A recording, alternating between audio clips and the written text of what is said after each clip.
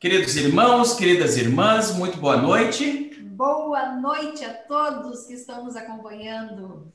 Sejam bem-vindos, então, nesta noite de quarta-feira, onde teremos mais um especial deste mês de outubro, dedicado ao mês das crianças. É verdade, hoje nosso convidado é mais do que especial. Nosso querido amigo, já um sócio aqui do Jesus em Família, Luiz Antônio Forte, que vai fazer uma explanação muito importante sobre o processo reencarnatório, porque afinal de contas, quem são essas crianças que vêm para o nosso lar? Será que elas são conhecidas? Será que não? Nós vamos abordar um pouquinho sobre isso. Mas antes, a nossa prece.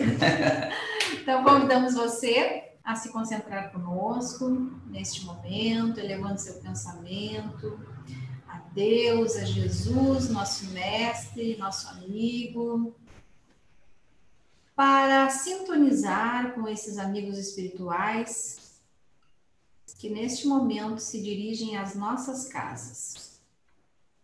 Esses amigos pertencentes à corrente socorrista de Paz e Amor, nossa Sociedade Espírita Paz e Amor, que chega nos lares de cada um de nós que estamos aqui conectados por este sentimento de união, de fé, de fraternidade, de amor ao próximo, essa busca para nos tornarmos cada vez melhores.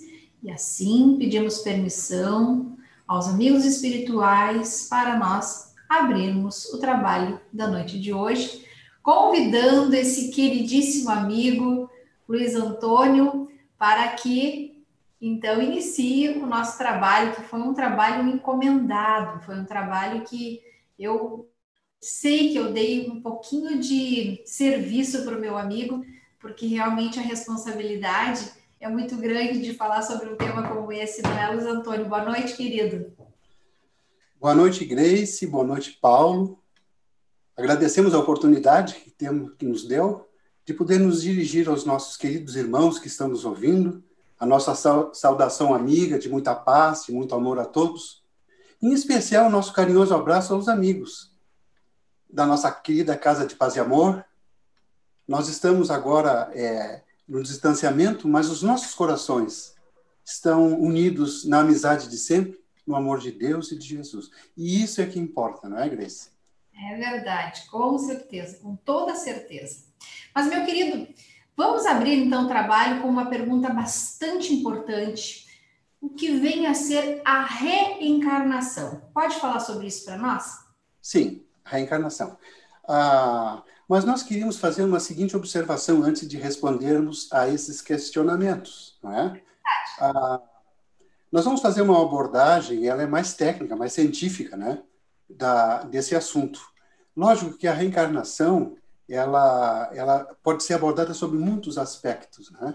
Mas nós vamos fazer uma abordagem clara, simples, objetiva, à luz da doutrina espírita. Então, nós vamos falar em nome da doutrina, né? Porque o Espiritismo não criou e nem inventou a reencarnação, não é? O ensino reencarnacionista, ele vem de muito longe, não é? Desde povos antigos e remotíssimas doutrinas, não é? Grandes vultos do passado no campo da religião, da filosofia, da ciência, difundiram a reencarnação. Então, a reencarnação, na verdade, ela é uma lei natural, é uma lei de Deus, a que todos nós estamos submetidos. Mas coube ao Espiritismo promover o seu estudo, convertendo a reencarnação num dos seus principais fundamentos doutrinários. Então, nós temos muitos princípios doutrinários, e um deles, fundamentais, é a reencarnação. Mas, para nós respondermos, Grace, essa pergunta, o que vem a ser a reencarnação, nós temos que nos reportar a 6 princípios básicos da nossa doutrina, sem o que nós não poderíamos responder bem clara essa questão. Porque a doutrina espírita possui princípios, fundamentos básicos, vários, mas nós vamos citar aqui 6 para podermos responder essa pergunta. Então, o primeiro grande princípio da doutrina espírita é a existência de Deus. Então, a doutrina vai nos dizer que Deus é a inteligência suprema, causa primária de todas as coisas. Então, a doutrina nos ensina que existe um ser superior ao homem que criou o universo e tudo que nele existe. Então, o universo é criação de Deus. Ora, Deus também nos criou, então nós somos criaturas de Deus. Então, Deus nos criou por um ato da sua vontade, por um ato de amor. Então, por aí nós vamos vendo a nossa origem. A nossa origem está em Deus, o nosso Criador. Mas Deus nos criou perfeitos, porque tudo que Deus cria é perfeito. Só que essa perfeição está em estado latente dentro de nós. Então, nós somos seres perfectíveis. Estamos sujeitos a evoluir. Então, Deus traçou para nós um destino. Então, no momento que Deus nos criou, nós podemos dizer, eu sou, eu existo. Graças a esse Deus que nos criou. Então, a gente sempre tem que começar com Deus, para saber a nossa origem. Não é? Então, Deus traçou para nós um trajeto de evolução. Nós temos que evoluir ao longo dos milênios. Somos viajantes do universo, percorrendo esse universo, amealhando conhecimentos morais, intelectuais, sublimando o amor e a sabedoria, que são os patrimônios inalienáveis do espírito imortal que somos. E o segundo princípio da doutrina espírita, que nós estamos nos reportando, é a imortalidade e individualidade da alma que somos. Nós temos uma alma, mas não, nós somos alma, não temos uma alma. Temos um corpo, mas nós não somos o corpo. Nós somos uma alma imortal e que possui uma individualidade. Então, antes de encarnarmos, possuímos uma individualidade, continuamos com ela durante a encarnação e depois desencarnamos e continuamos também com essa individualidade. O terceiro princípio que nós vamos nos reportar é o princípio evolutivo. Já se disse que nada se cria, tudo se transforma na natureza, né? Então, nós estamos sujeitos à evolução. Tudo evolui na natureza. E conosco não seria diferente. Então, nós estamos sujeitos à evolução. Então, o Emmanuel diz que a nossa evolução é representada por uma longa estrada que se perde no infinito. Essa estrada, ela representa o conhecimento, a sabedoria. Mas o amor é a luz que ilumina essa estrada. Olha que lindo isso, né? Então, nós temos que amealhar conhecimentos morais e intelectuais, sublimando amor e sabedoria. Então, é o princípio evolutivo. Então, recordando a existência de Deus, imortalidade e individualidade da alma que somos, a evolução. Depois, nós temos o livre-arbítrio. E lá no Livro dos Espíritos, o Kardec pergunta se tem o homem o livre-arbítrio dos seus atos. Os Espíritos responderam que se nós temos a liberdade de pensar, também temos a liberdade de obrar. Sem o livre-arbítrio, o homem seria uma máquina. Não é verdade? Então, uma das maiores prerrogativas que Deus nos deu, a liberdade de agir e de pensar. Então, o livre-arbítrio, recordando, Deus, imortalidade da alma, princípio evolutivo, livre-arbítrio. E como nós temos o livre-arbítrio, entra uma outra lei, a lei de causa e efeito. Porque nada acontece por acaso. O que é o acaso? Nada. E do nada, nada se tira. Todo efeito tem uma causa. Então, todas as nossas ações estão submetidas às leis de Deus. Agora sim, Grace, podemos responder à pergunta: o que vem a ser a reencarnação? Consiste em admitir para os espíritos muitas existências sucessivas. E o Kardec vai dizer que reencarnação é a volta do espírito à vida corporal, em outro corpo especialmente preparado para ele, o espírito, que nada tem de comum com o anterior. Viram? Então é a volta do espírito. Só volta quem foi, não é? Nós saímos daqui, fomos para lá e estamos voltando. É um ciclo, né? Ora encarnados, ora desencarnados. Mas, sempre tem um mas, né? A nossa vida é uma só. A vida de espírito imortal é uma só. Então, nós estamos nessa caminhada evolutiva. Mas Kardec vai nos dar a definição exata de tudo isso que nós falamos até agora. Está gravado lá no túmulo do Allan Kardec. E ele diz que o espírito imortal deve nascer, viver, morrer, renascer ainda, progredir sempre. Tal é a lei. Ele respondeu tudo. Esse é o Kardec, né? Respondeu tudo. E Jesus vai complementar tudo isso quando respondeu a Nicodemos, que era um senador judeu, dizendo: em verdade, digo-te, ninguém poderá ver o reino de Deus se não nascer de novo. Pronto, está sacramentado, né? Então, creio que Com toda essa explanação aqui, nós respondemos, Grace, a primeira pergunta: o que vem a ser a reencarnação? Que se planeja na justiça de Deus, né? Com certeza. E, Luiz Antônio, qual seria o fundamento, na verdade, o objetivo da reencarnação? Pois é. Todos nós contamos muitas existências corporais, né? E aí a gente fica pensando, viu, Grace, e a todos que estão nos ouvindo, por que nós temos que reencarnar, né? A gente poderia ficar lá no plano espiritual, numa boa, né? Enfrentar as vicissitudes. Como? Tranquilão. Tranquilão. Mas a gente tem que entrar aqui, na vida corpórea, enfrentar as vicissitudes da vida material.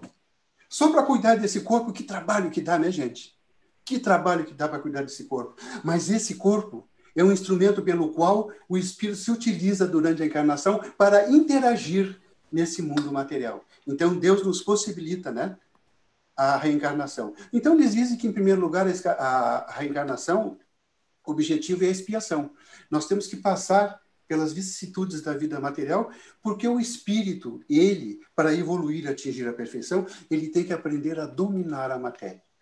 Para dominar a matéria, ele tem que interagir, não é? Então, nós temos que expiar nas vicissitudes da vida moral um melhoramento progressivo da humanidade. Nós temos um melhoramento progressivo individual nas coletividades e aqui no planeta também.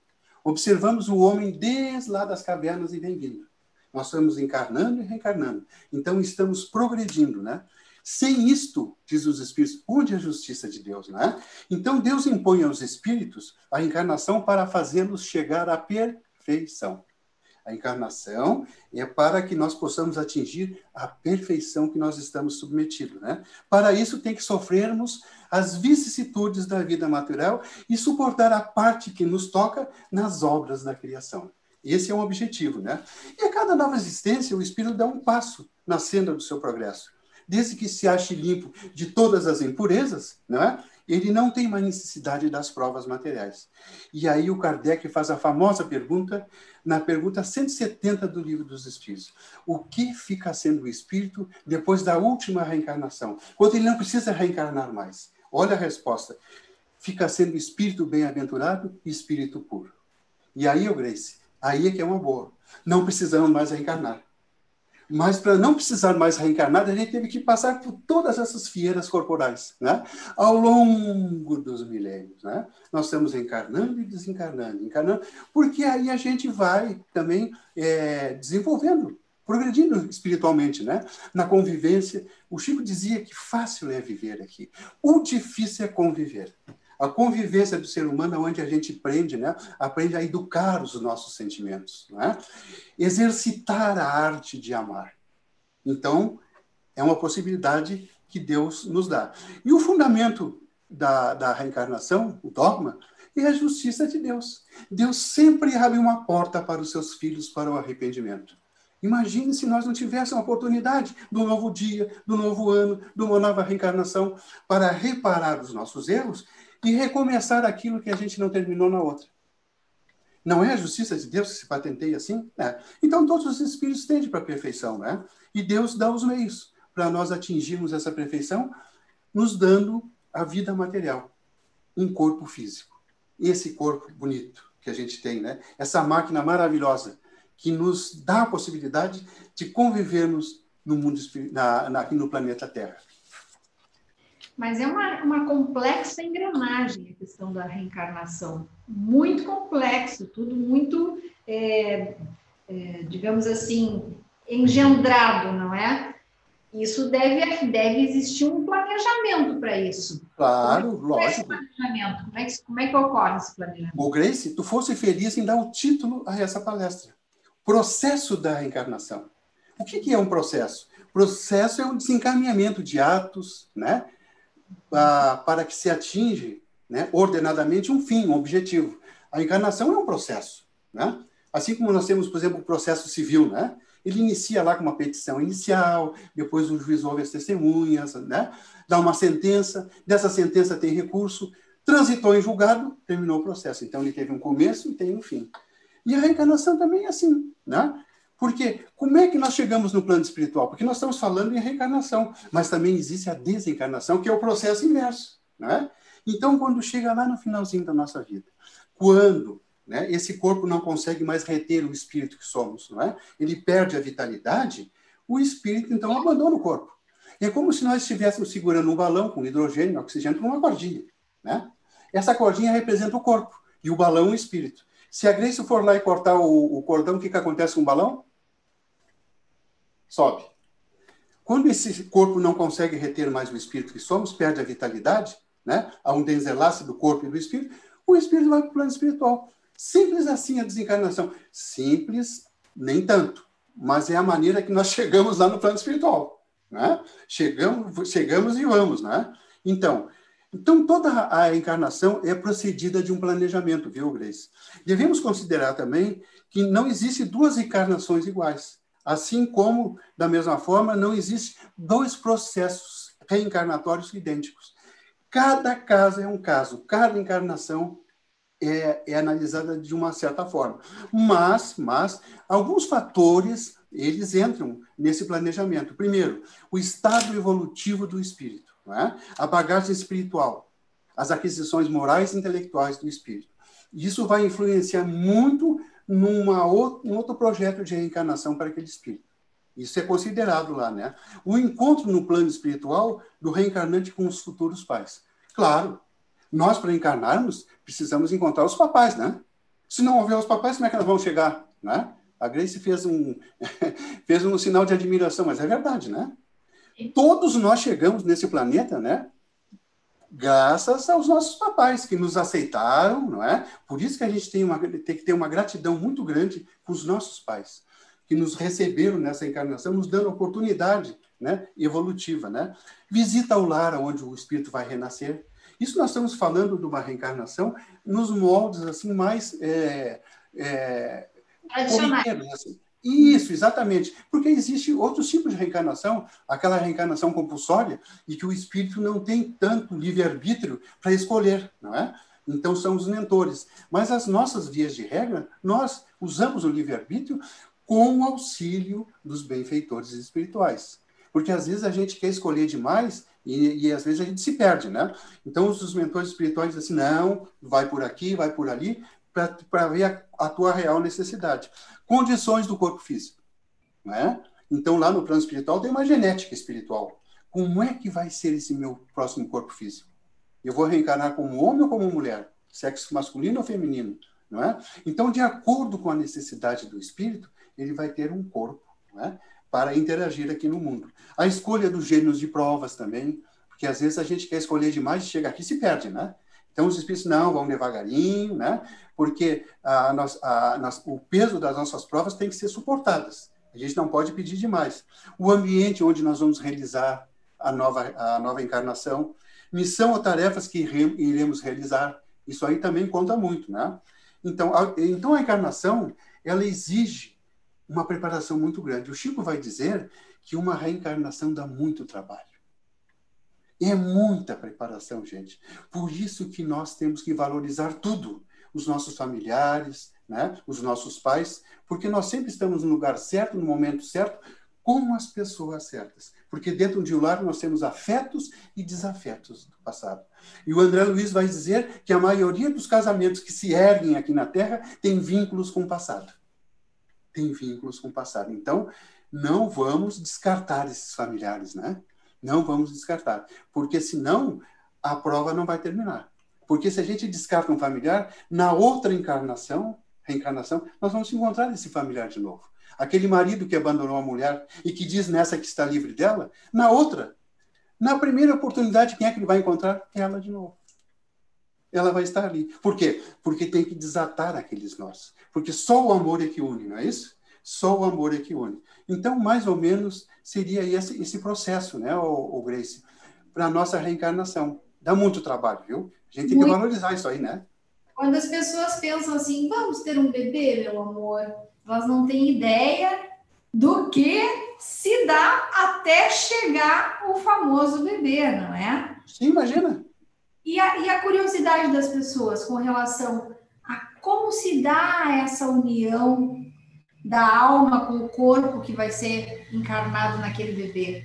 Esse processo A união do corpo e do espírito. Como é que fica, Luiz Antônio? É exatamente isso, né? Esse é um momento crítico para o espírito, porque o espírito sente o momento que ele vai reencarnar.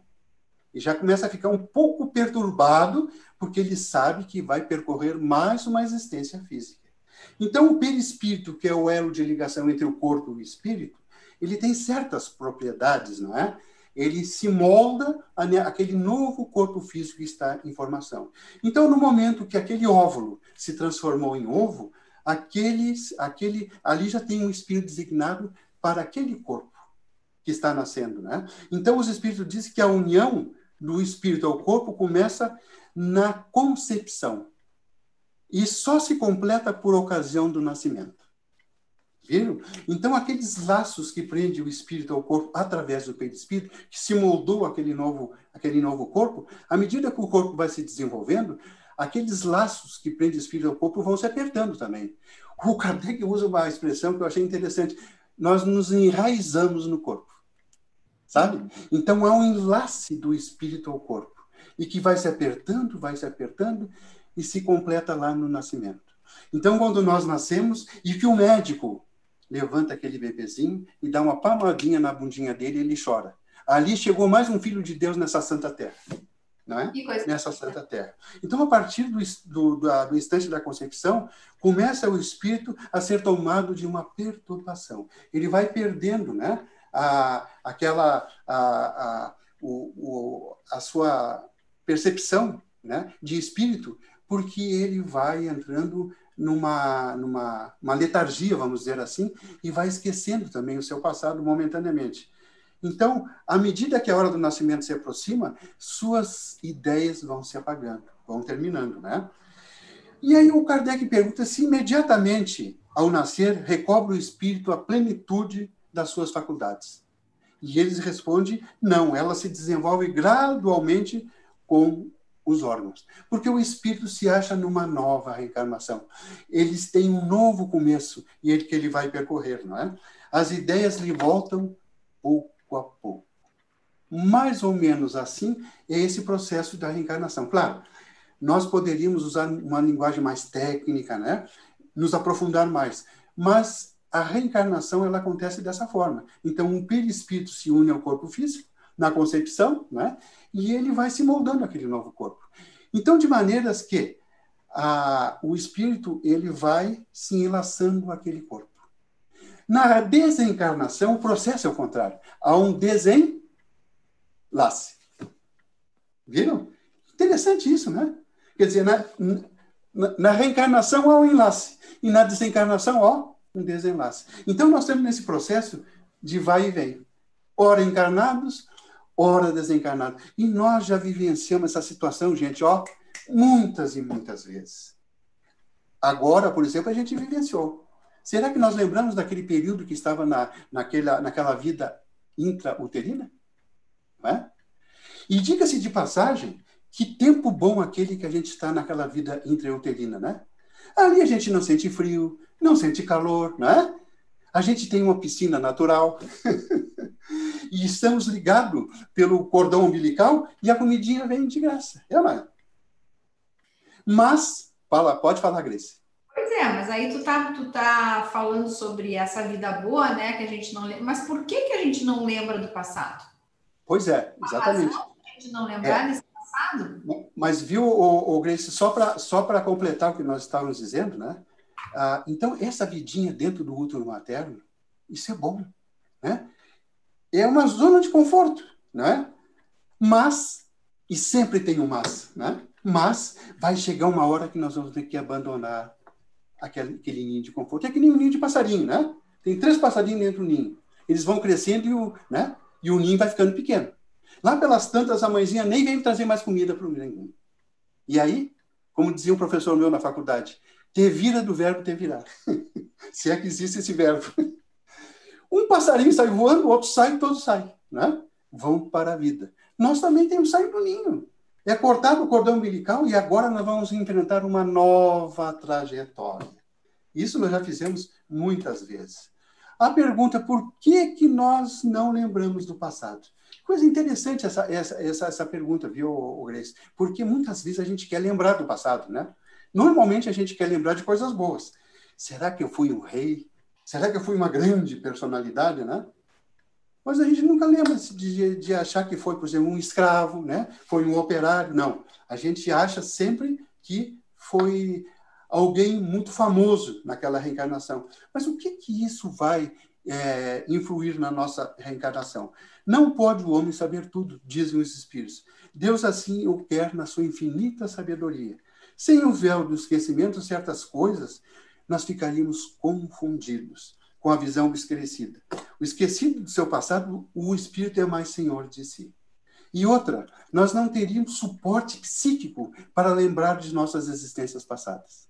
Se agora, nessa encarnação, algumas coisas que nós fazemos nos afetam tanto que nos tiram o foco, agora imagina coisas passadas, não é? Então, nós não podemos nos preocupar com o passado, nós temos que nos preocupar com o presente, não é?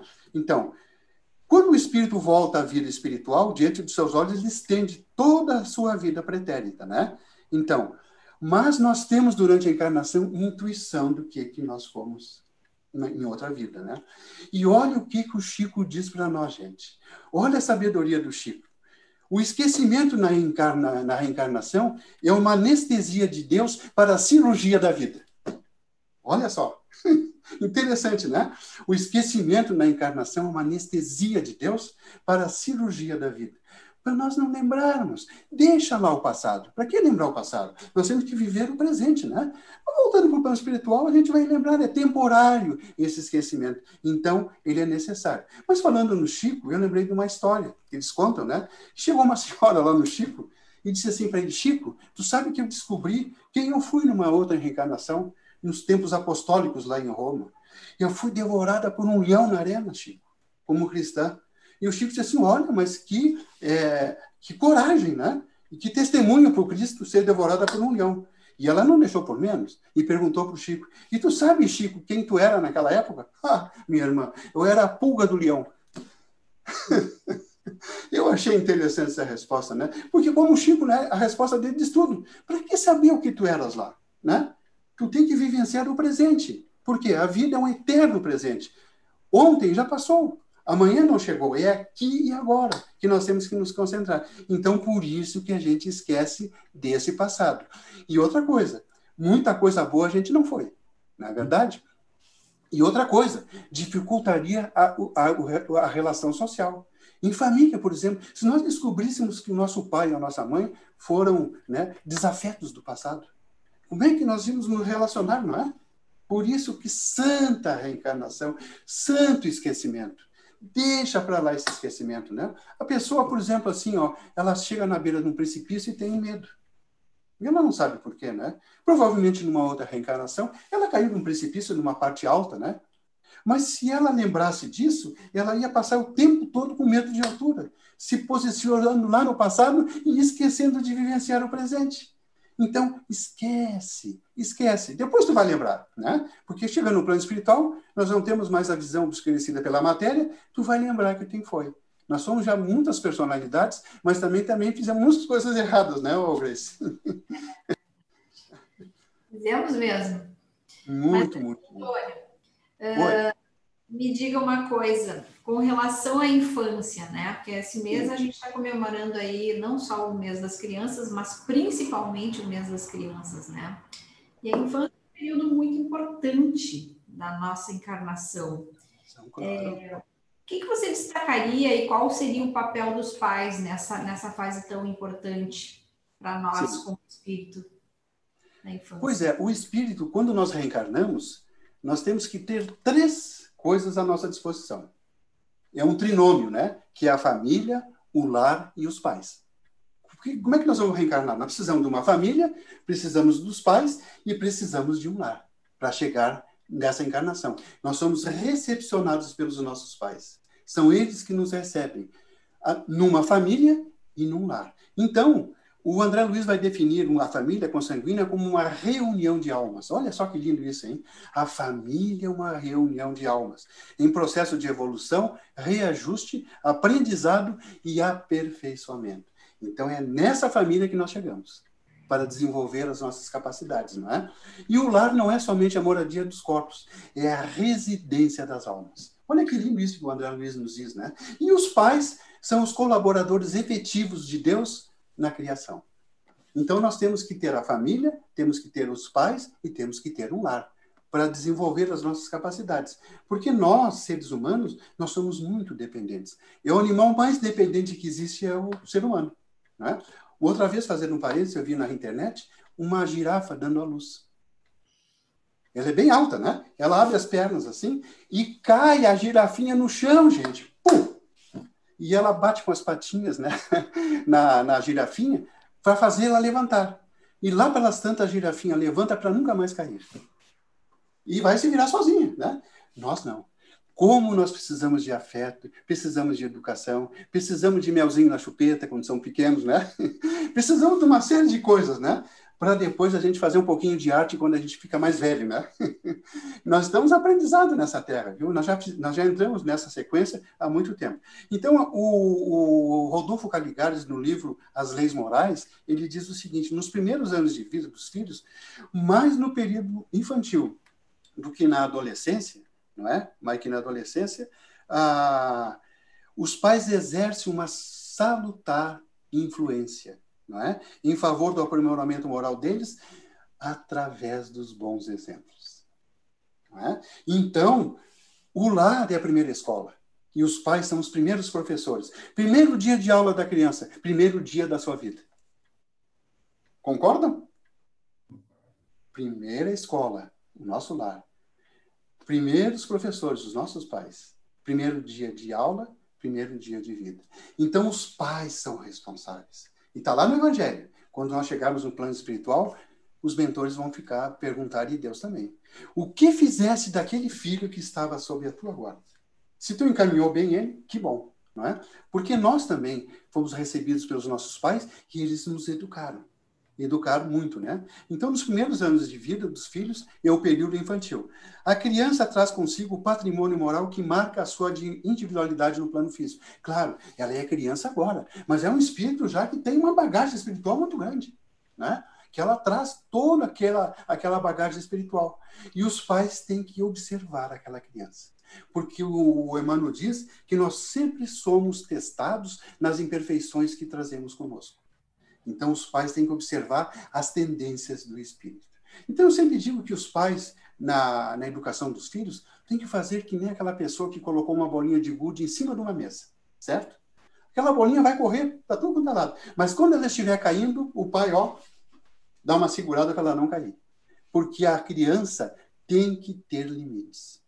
Chico Xavier disse que se tivesse um filho, ele ensinaria nos primeiros anos de vida, né? O respeito a Deus, ao trabalho, à justiça, e que ele não seria e não será melhor que os filhos dos outros. Olha que ensinamento lindo esse do Chico, né? Então, até os 7 anos, o espírito é suscetível de educação. Depois disso fica mais difícil. Até tem um ditado, o Paulo deve lembrar, é de pequeno que se torce o pepino, não é assim? Essa é um ditado antigo, né? Então, nós, pais, temos essa responsabilidade com os filhos, com as nossas crianças, não é? Porque elas vão ser o futuro. E as crianças que estão reencarnando agora, elas vêm muito preparadas, sabe? Uma inteligência mais aguçada, sabe? Na parte intelectiva e também na parte moral. Na parte moral. Por quê? Esses espíritos são muito preparados no plano espiritual para essa nova era que nós estamos chegando no planeta, não é?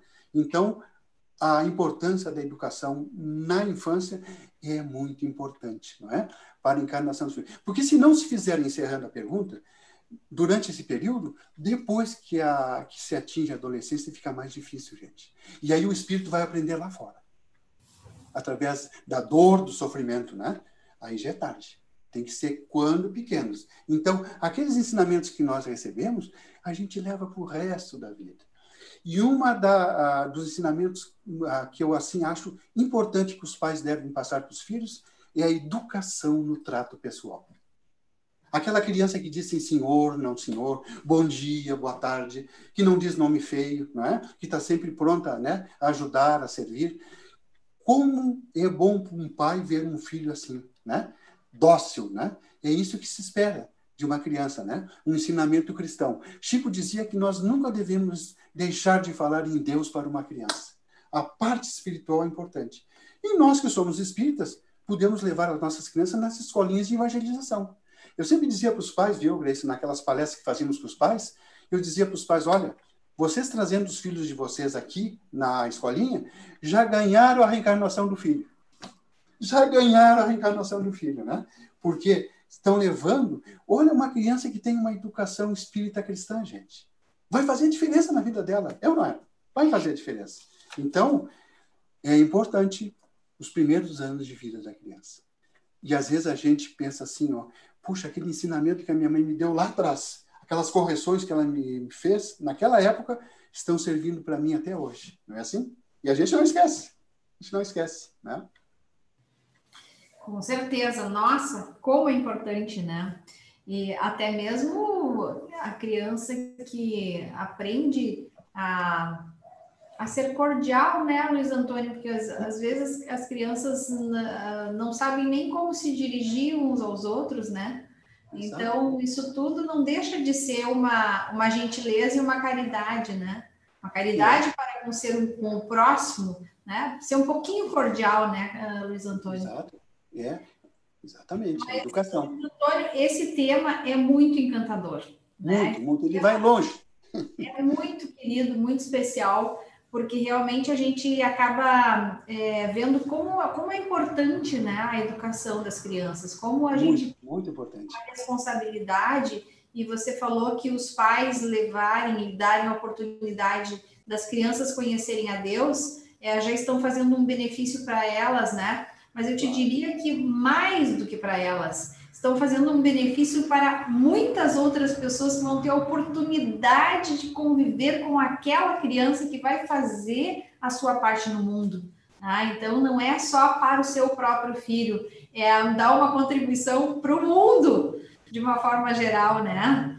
Então, eu gostaria porque essa criança, viu, Grace? Essa criança, com esses valores que ela adquiriu na infância, amanhã depois ela vai constituir uma família e vai repassar esses valores para aquela família, não é assim? Ela vai estar preparada para ser um homem de bem, não é? E isso faz a diferença. Isso faz a diferença. Muito, e é o que nós estamos precisando.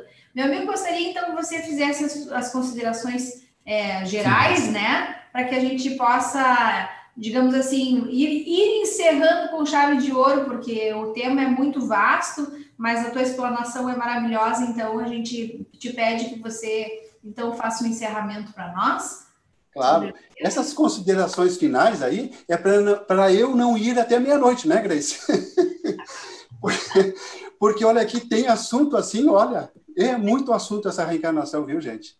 Isso aí é uma coisa que a doutrina espírita, ela tem como um dos fundamentos principais esse princípio, a reencarnação. Né? Mas nós aqui, lendo o livro Apóstolo do século XX, Weimar Muniz, ele diz que em 1971, o Instituto Brasileiro de Pesquisas Psicobiofísicas convidou um professor e pesquisador indiano de parapsicologia, de nome Emandra Banerjee, para uma visita aqui ao Brasil. E ele veio, porque ele também estava pesquisando, né, a reencarnação cientificamente, né? E num dos encontros estava presente esse pesquisador e um engenheiro e psicólogo espírita, Hernani Guimarães, que foi um dos fundadores desse instituto. Agora vejam quem é que estava presente naquele bate-papo: Chico Xavier. Ele foi convidado a participar. E ele, naqueles bate-papo, aquela coisa toda, né? Lá pelas tantas, esse pesquisador indiano, Banerjee, né, fez a seguinte pergunta ao Chico, e agora que nós gostaríamos que todos prestassem atenção. Quem vai responder é o Chico, não é nós. E tudo que o Chico dizia, né, era ensinamento, né? Qual o futuro das pesquisas sobre a reencarnação? Essa pergunta do pesquisador para o Chico. Qual o futuro das pesquisas da reencarnação? E o Chico respondeu: os espíritos acham que é de maior alcance essas pesquisas. Porque a reencarnação, quando se positivar, quando ela se tornar uma realidade científica entre nós, vai alterar toda a psicologia, a psiquiatria e a psicanálise. Vai alterar toda a psique humana. Né? E aí o Chico complementa dizendo: vemos que o mundo precisa da ideia da reencarnação. Estamos chegando lá. Estamos chegando lá. Por quê? Porque a verdade sempre vai prevalecer. Kardec diz que a verdade é como o sol, dissipa os mais densos nevoeiros. E lá no Livro dos Espíritos, na parte final, item 5, olha o que o Kardec diz. Por meio do Espiritismo, a humanidade tem que entrar numa nova fase. A do progresso moral, que lhe é consequência inevitável. Progresso moral, que é consequência inevitável, porque está nas leis de Deus, né? Não mais, pois, vos espanteis da rapidez com que as ideias espíritas se propagam. Nunca a doutrina espírita vai ser tão difundida como nos tempos atuais. Por quê? Porque o ser humano precisa de respostas, não é? Quem sou, de onde venho, para onde vou, qual a finalidade da vida, né? Um conceito mais aprofundado de Deus, né? E a própria reencarnação, né? Então, isso agora está chegando. E lá no Evangelho, nos Trabalhadores da Última Hora, no capítulo 20, Kardec diz assim, em todos os tempos do globo, em todos os pontos do globo, vão se produzir as subversões morais e filosóficas. Aproxima-se a hora em que a luz divina se espargirá sobre os dois mundos. Aproxima-se a hora. Então, é agora, né, que está havendo essas mudanças. Depois desse coronavírus, muita coisa vai mudar. É? Eles dizem assim, ó, Grace e Paulo, vai haver um novo normal, né? Como se o outro normal não era normal, né? Mas vai haver um novo normal, não é isso? E para encerrar, ô Grace, se pudesse me dar 2 minutinhos, pode? Claro. Ah, então tá. Porque nós não podemos alongar muito essa palestra, sabe? Porque senão ela fica muito maçante, né? Meia hora tá bom. Passou uns 10 minutos, já começa a dar sono, é ou não é? E a gente, então, não pode se aprofundar. Pode ficar à vontade. Nós estamos gostando, com certeza que o público está adorando também. Isso. Olha aqui, Grace, Paulo e a todos que estão nos ouvindo. Esse livrinho aqui nós recomendamos. Dá para ver aqui? Sim. O Espírito da Verdade, né? Psicografado pelo Francisco Cândido Xavier, Valdo Vieira e ditado por vários espíritos. Então tem aqui uma liçãozinha que nós vamos, até resumimos.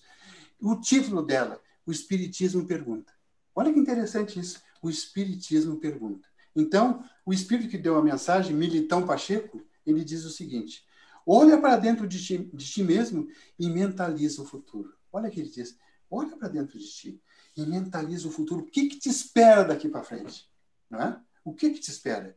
Quer dizer, a fé no futuro já vai nos dar uma nova perspectiva, né? Já viveste, quanto nós mesmos, vidas incontáveis. Trazes no bojo do espírito as conquistas alcançadas no longo curso das experiências na ronda dos milênios, diz ele, né? Teu perispírito já revestiu com porções de matéria de todos os continentes. Nós já vivemos em todos os continentes, né? Tua figura já integrou o quadro do poder da subalternidade em todas as nações. Tuas energias genésicas e afetivas já plasmaram corpos na configuração morfológica de todas as raças. Já passamos por todos os povos e por todas as raças, e que ele diz. Tua avó já expressou o bem e o mal em todos os idiomas. Agora nós falamos português, mas já falamos mandarim, já falamos chinês, né? Já falamos aquela língua lá no tempo dos egípcios, no tempo de Cristo, né? Então, muitas línguas nós já falamos. Teus ouvidos já registraram todos os tipos de sons e linguagem existentes no mundo. Tua pele em cores diversas já foi beijada pelo sol de todas as latitudes. Já fomos preto, branco, amarelo, azul, não é? Vermelho também, para não deixar fora, né? Já fomos de todas as raças, né? Interessante. Tua emoção já passou por todos os trânsitos possíveis de renascimentos e mortes.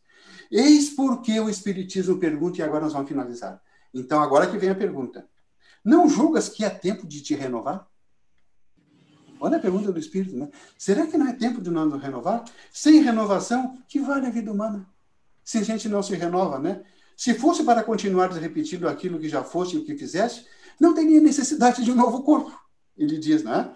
De nova existência. Prosseguirias de alma a jungir a matéria, gasta da encarnação precedente, enfeitando um jardim de cadáveres. Vives novamente na carne para o brilhamento do teu espírito. A encarnação é o caminho da grande luz. Ama e trabalha e serve. E aí ele finaliza com uma frase que eu achei sensacional. Olha o que ele diz. Tudo se transforma. Tudo se transforma. Nada se cria, nada se perde. Tudo se transforma. Já foi dito isso, né? Com exceção da necessidade de transformar. Com exceção da necessidade de transformar. Então, isso, né, é uma lição para nós. Nós estamos evoluindo, gente. Nós não estamos de graça. Nós estamos no mundo, mas nós não somos desse mundo. Não é? Nós estamos aqui de passagem, não é isso? Então, vamos aproveitar, gente. Tem um versinho que diz assim, porque a gente diz que o tempo passa, né? O versinho diz assim, ó, como o tempo passa, nós às vezes exclamamos, mas por sorte ou por desgraça, fica o tempo e nós passamos. Não é assim? Boa essa, né? Não é o tempo que passa, nós é que passamos pelo tempo. E olha, gente, parece que foi ontem que eu tinha 15 anos e tinha cabelos pretos. E agora está tudo branquinho, né? Passou, estou passando. E a realidade da vida é essa. Devemos nascer, viver, morrer, renascer ainda, progredir sempre, tal é a lei. Encerro com essa frase. Esplêndida essa frase, né? Mas os cabelinhos brancos não vão, digamos assim, disfarçar a belíssima criança interior que tu tens aí dentro. Ah, né? mas, Grace... Esse cabelinho branco aí é só um disfarce, viu? Disfarce. Mas todos nós somos crianças, né, Grace? Todos nós somos crianças, né?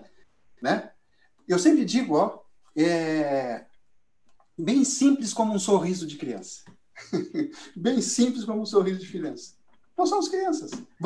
Por isso que Jesus disse, né, que o reino dos céus são para aqueles que se assemelham a uma criança, né?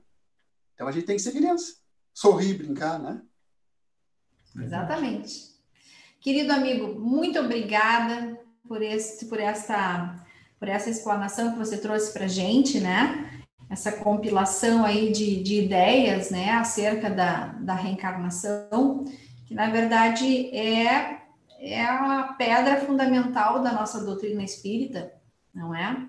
E nós temos a doutrina espírita como realmente o verdadeiro consolador, porque eu costumo dizer que quando a porca torce o rabo, né? Quando realmente a situação é muito delicada e que muitas vezes envolve até perdas afetivas, quem está aí para nos consolar?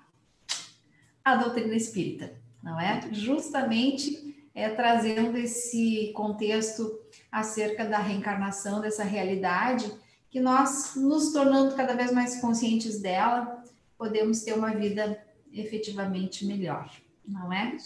Nós te agradecemos muito, não é, Paulo? Muito. Por essa dedicação, né? Que a gente sabe que é um carinho a mais, porque nós inventamos as modas, né? Mas vocês, nossos queridíssimos colaboradores, vão atrás dos conteúdos e das pesquisas para trazer esse tema assim tão elaborado e tão gostoso, tão explicadinho para nós. Não é, Luiz Antônio? A maior caridade que nós podemos fazer com a doutrina é divulgá-la, não é? Perfeito. Divulgar a nossa doutrina, né? Com amor, com carinho, né? Perfeito. Te agradecemos muito por essa caridade. Então, vamos novamente encerrar o nosso trabalho de hoje, então, novamente, porque já temos vindo, né? Já quanto tempo a gente já está fazendo Jesus em Família? 6 meses? Acho que sim. Né? Desde que começou a pandemia aí. Isso. Sim, foi em março, né? Então a gente já está praticamente 20 e poucos de março. Nós estamos aí com quase 6 meses, ininterruptamente. Já passamos? Já passamos? Já passamos, 26 de março. De conta eu não sou boa mesmo. Eu felicito, viu? Eu felicito esse casal querido aí, ó, pela dedicação, pelo amor, né? Com carinho com quem realiza essa tarefa. Você sabe que essas nossas palestras, lives, elas saem do Brasil. Pessoas assistindo no México e em outros países, né? Então, é uma oportunidade que nós temos de divulgar a doutrina. E vocês fazem isso com amor, com carinho, né? Que Deus abençoe vocês. Obrigada, meu amigo. Muito obrigada mesmo. A gente agradece a todos vocês que estão com a gente aqui, porque nós precisamos justamente de todos nós unidos. Claro. Porque a nossa união, no nosso pensamento firme com Jesus, a gente vai modificando as coisas. Claro. E nós, seguindo fazendo da nossa vida um pouquinho melhor, já levando um pouquinho de consolo para um pouquinho de consolo para outro, nós também estamos fazendo a nossa parte. E claro. É essa a ideia. né? Por isso que eu sempre conclamo a todos, chamem seus amigos, venham para cá, vamos se juntar, vamos fazer uma prece juntos, não é? Então, e é isso que eu convido você, então, para que a gente faça esse encerramento do dia de hoje, da noite de hoje. Então, muita gratidão, mas muita gratidão mesmo por esses nossos colaboradores, por todo esse pessoal amigo que vem assistindo, se reunindo com a gente, mentalizando, estando realmente conectado com essa nossa corrente que faz verdadeiras maravilhas por aí afora. Então, neste momento, nós vamos, então, agradecer por a oportunidade que temos tido, pela presença desses benfeitores amigos em nosso lar,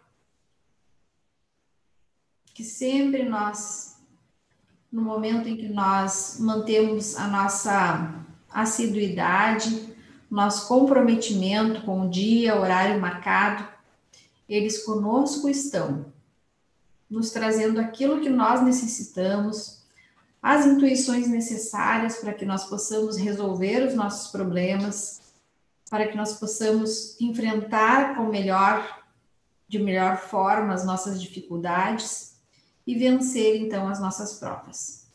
E assim, Mestre Jesus, amigo de todas as horas, envia o teu raio de luz para cada um dos nossos irmãos que estão conosco agora ligados, e dessa forma, faça com que a nossa corrente cada vez mais se torne unida, firme, positiva e forte, para que nós possamos ajudar cada vez mais irmãos no nosso caminho. E assim, em nome de Deus e de Jesus, nós vamos encerrar hoje, dando continuidade às nossas comemorações do mês da criança. Hoje nós temos também um vídeo, não é, Paulo? Um vídeo de uma criança especial também, muito querida nossa afilhada, a Pietra Morelli Schaefer, que está trazendo então uma canção de Beethoven para nós. Ah, que legal.